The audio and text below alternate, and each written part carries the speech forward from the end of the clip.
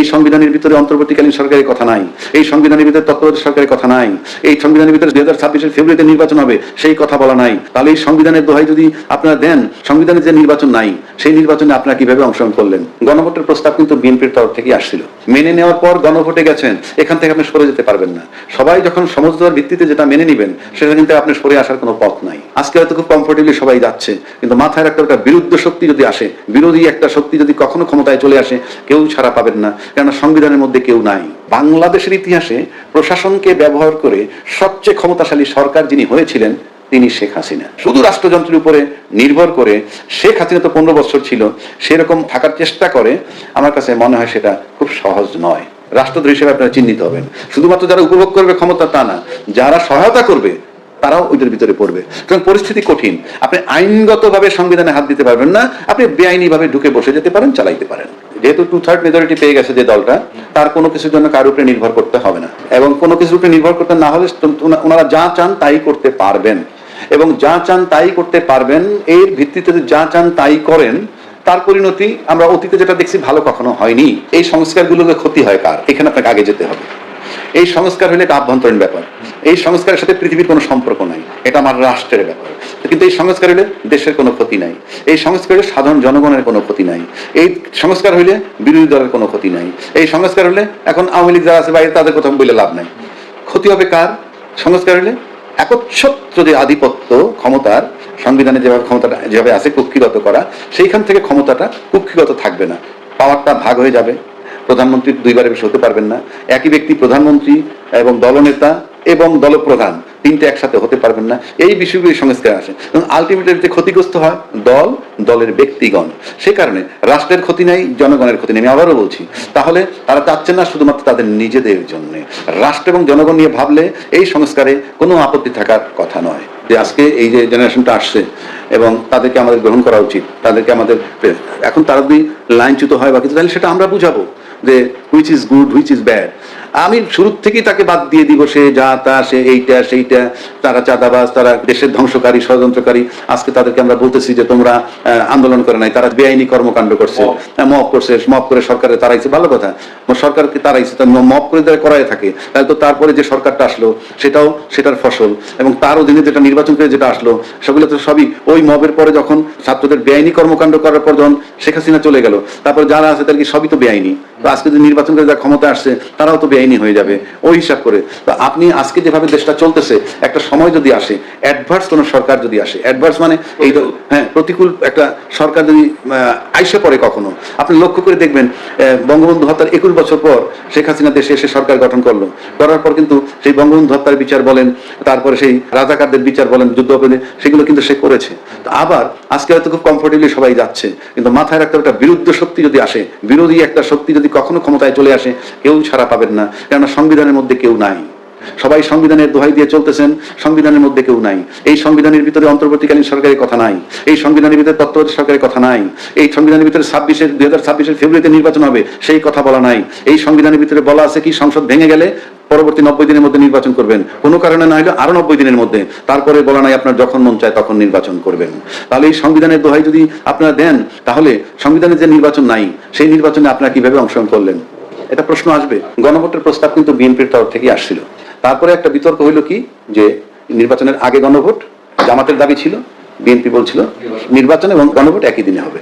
Finally নির্বাচন এবং গণভোট একই দিনে, এবং প্রেসিডেন্ট একটা আদেশ জারি করছে। সেই আদেশে বলা আছে 2টা শপথ নিতে হবে, একটা শপথ নিবে সংসদ সদস্য হিসাবে, আর একটা নিবে সংবিধান সংস্কার পরিষদের সদস্য হিসাবে। তারেক রহমান সাহেব বারবার বলেছেন নির্বাচনের মধ্যে ধানের শীষে যেভাবে তোমরা সিল দিবা, একইভাবে গণভোটের পক্ষে হাতে ভোট দিবা। এবং বিএনপি জিতছে, আমি মনে করি তারেক রহমান সাহেবের ওই এক বক্তব্যে গণভোটে জয়লাভ করছে। যেই গণভোট আপনি মেনে নিয়েছেন, সবাই আইনের কথা বলেন, কিন্তু আপনি যেটা দলমত নির্বিশেষে বাংলাদেশ সবাই মেনে নিলেন, সব দল মেনে নেওয়ার পর গণভোটে গেছেন, এখান থেকে আপনি সরে যেতে পারবেন না। সবাই যখন সমঝোতার ভিত্তিতে যেটা মেনে নিবেন, সেটা কিন্তু আপনি সরে আসার কোনো পথ নাই। আর যদি বলেন যে দুইবার, এখন একটা কথা আসছে দুইবার শপথ তো রাষ্ট্রপতি যে ডাইরেকশনটা দিচ্ছে তার ভিতরে আছে। কেউ কেউ বলেন সংবিধানে 2টা শপথ নাই, ওই সংবিধানের তো গণভোট আসে নাই। এটা তো জনগণের ডিজায়ার, সবার সম্মিলিত প্রয়াস, সবাই চাইছেন। রাজনৈতিক দলগুলো 8 মাস স্ট্রাগল করেও যখন সমাধানে আসতে পারেন নাই, তখন এটা গণভোটে গেছে, এবং গণভোটে যাওয়ার পরে এখানে আসে। এখান থেকে আপনি সরে যাবার পথ নাই। এখন যদি আপনি সরে যান, আপনি 2/3 মেজরিটি নিয়ে যারা ক্ষমতায় আসছেন, তারা যদি ভাবেন আমি মানলাম না, মানলেন না, নো ম্যাটার, বাংলাদেশে তো নতুন কিছু না। বাংলাদেশে এরকম এমন হইতে যে নতুন না, এটা পুরনো, এরকম অতীতে হয়েছে। আপনি মানবেন না মানবেন না, আপনি জনগণের প্রতিশ্রুতি দিচ্ছেন যে এটা গণভোটে যাবে, হা জয়যুক্ত হলে মেনে নিবেন। প্রতিশ্রুতি যদি না মানেন, না মানবেন। কিন্তু প্রশ্ন হচ্ছে, যদি এই প্রতিশ্রুতি আপনি না মানেন, তার যে কনসিকুয়েন্স কি হবে সেটা সময় বলবে। যেহেতু 2/3 মেজরিটি পেয়ে গেছে যে দলটা, তার কোনো কিছুর জন্য কারোর উপরে নির্ভর করতে হবে না, এবং কোনো কিছুর উপরে নির্ভর করতে না হলে ওনারা যা চান তাই করতে পারবেন। এবং যা চান তাই করতে পারবেন, এর ভিত্তিতে যা চান তাই করেন, তার পরিণতি আমরা অতীতে যেটা দেখছি ভালো কখনো হয়নি। জামাত এবং এনসিপি তারা যে 11 দলীয় জোট করছে, এখানে একটা জিনিস লক্ষণীয় যে বিরোধী দল হিসাবে তারা জামাত কিন্তু আপনার সিঙ্গেল মানে নিজেরা শুধু নির্বাচন করে মাত্র 3টা সিট পেয়েছিল, আর জোটে গিয়ে বিএনপির সাথে একবার 14টা একবার 18টা পেয়েছে। 3টা সিট যে জামাত পাইতো, তারা 68টা সিট পেয়েছে। এটা অলমোস্ট প্রায় 23 গুণ। এটা কিন্তু বিশাল ডেভেলপমেন্ট। আর যে রেকর্ড আছে তাতে প্রায় 52-53টা সিটে 70 ভোট থেকে 5000 ভোট এই ব্যবধানে হারছে, এবং তাদের মোট ভোট কাস্টিং এর ভোট পেয়েছে 31%। এই 31% ভোটার জামাতকে যারা দিছে, তারা যে সবাই জামাত করে সেটা আমি যদি নাও বলি, বাট দ্বিদলীয় শাসন ব্যবস্থা দেখে সে কারণে তারা হয়তো তৃতীয় একটা শক্তি দেখতে চেয়েছিল। ক্ষমতায় আসতে পারেনি সেটা ভিন্ন কথা, তা নাহলে এত ভোট তাদের পাওয়ার কথা নয়। এখন যারা ভোট দিছে আশাবাদী হয়ে, সেই ভোটারগুলো কিন্তু মানসিকভাবে তাদের সাপোর্ট দিবে। মানে আপনি এবারের বিরোধী দলটা কিন্তু কাস্টিং ভোটের একটা বিরাট অংশের ভোটারদেরকে নিয়ে বিরোধী দল। সুতরাং তারা হয়তো চিন্তা করতেছে এইটা যে আমরা পার্লামেন্টে শুরু করব আমাদের যাত্রা, আমাদের বিতর্ক। পার্লামেন্টে বিতর্ক শুরু করবে, এবং গণতান্ত্রিক দেশ হিসেবে আমিও আশা করি পার্লামেন্টের থেকে বিতর্ক শুরু হোক কঠিনভাবে। এবং তারা একটা বলছে যে তারা শ্যাডো গভর্নমেন্ট করবে, এবং শ্যাডো গভর্নমেন্ট তো আপনি ভালোই জানেন, প্রতিটা মন্ত্রণালয়ের সাথে কাউন্টার একজন মন্ত্রী, একজন সরকার হিসেবে মন্ত্রী দিতে পারে, আর ইনি শ্যাডো গভর্নমেন্ট। সুতরাং তারও প্রিভিলেজ থাকবে, প্রত্যেকটা দপ্তরের খবর সে নিতে পারবে, নিয়ে সেখানে যদি বিতর্ক শুরু করে পার্লামেন্টে, ভালো। যদি এই বিতর্কের মধ্যে থেকে গণতান্ত্রিক চর্চা চলতে থাকে, ভালো। আর যদি 2/3 মেজরিটি পাওয়ার কারণে সবাইকে উপেক্ষা করে, আলটিমেটলি উপেক্ষা করতে থাকে, তাহলে তো আমরা অতীত সরকারের সাথে এতে কোনো পার্থক্য দেখব না যদি এটা করেন। কিন্তু আমরা চাই না সেই ঘটনাগুলো পুনরাবৃত্তি হোক। এই কারণে বলছি, বাংলাদেশের ইতিহাসে প্রশাসনকে ব্যবহার করে সবচেয়ে ক্ষমতাশালী সরকার যিনি হয়েছিলেন, তিনি শেখ হাসিনা। এত কঠিন ভাবে মানে সমস্ত সরকারি রাষ্ট্রীয় অর্গানকে ব্যবহার করে সরকারি পরিচালনা করা ওনার চেয়ে শক্তিশালী কেউ এ পর্যন্ত হয় নাই। 2 নম্বর, তখন প্রশাসনকে সে এনশিওর করছে এরকম যে আমি তোমাদের টপে আছি, আমি তোমাদের আশ্বস্ত করছি।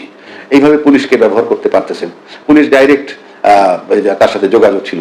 কিন্তু আমার কাছে অন্য কোন সরকার প্রশাসনকে শেখ হাসিনার মতো ব্যবহার করতে পারবে বলে আমার কাছে মনে হয় না। সেদিকটা বিবেচনায় করতে গেলে রাষ্ট্রযন্ত্রের উপরে, শুধু রাষ্ট্রযন্ত্রের উপরে নির্ভর করে, শেখ হাসিনা তো 15 বছর ছিল, সেরকম আর কেউ যদি থাকার চেষ্টা করে, আমার কাছে মনে হয় সেটা খুব সহজ নয়। গণভোটের আলোকে আপনার সংস্কার করতে হবে, গণভোটের আলোকে সংবিধান সংস্কার করে তার ভিতরে আপনাদেরকে ঢুকতে হবে। তাহলে আপনি তো এই সংবিধানের মধ্যে ঢুকতেই পারবেন না। এই সংবিধানে বলা আছে, সংবিধানের 142 অনুচ্ছেদে বলা আছে, 2/3 মেজরিটি পাইলে সে যে কোনো রকমের পরিবর্তন করতে পারে, সংস্কার করতে পারে। কিন্তু সংবিধানের আবার সাতের খতে বলা আছে, 142-এ যা কিছু থাকুক না কেন, 142 অনুচ্ছেদে যা কিছু থাকুক না কেন, প্রথম ভাগের দ্বিতীয় ভাগের কতগুলো জিনিসে কোনো পরিবর্তন করতে পারবেন না। সেই প্রথম ভাগের ভিতরে যেমন আছে 4-এর ক, সেখানে কি যে বঙ্গবন্ধুর প্রতিকৃতি, বঙ্গবন্ধুর ছবি সমস্ত অফিস, আদালত, স্বায়ত্তশাসিত প্রতিষ্ঠান সর্বত্র এটা থাকতে হবে, আপনি পরিবর্তন করতে পারবেন না। যদি করেন তাহলে 7-এর 1 আর 2-এ বলা হয়েছে, তাহলে রাষ্ট্রদ্রোহিতার শামিল হবেন, রাষ্ট্রদ্রোহী হিসেবে আপনারা চিহ্নিত হবেন। শুধুমাত্র যারা উপভোগ করবে ক্ষমতা তা না, যারা সহায়তা করবে তারাও ওইটার ভিতরে পড়বে। সুতরাং পরিস্থিতি কঠিন। আপনি আইনগতভাবে সংবিধানে হাত দিতে পারবেন না, আপনি বেআইনি ভাবে ঢুকে বসে যেতে পারেন, চালাইতে পারেন। আইনগতভাবে আপনি সংবিধান এমন ভাবে করা, এটা যদি আপনি এই গণভোটের আলোকে সংবিধান সংস্কার পরিষদের সদস্য হিসেবে ওত নিয়ে সংস্কার কইরা না ঢোকেন, তাহলে আপনি সম্পূর্ণ বেআইনি থাকবেন।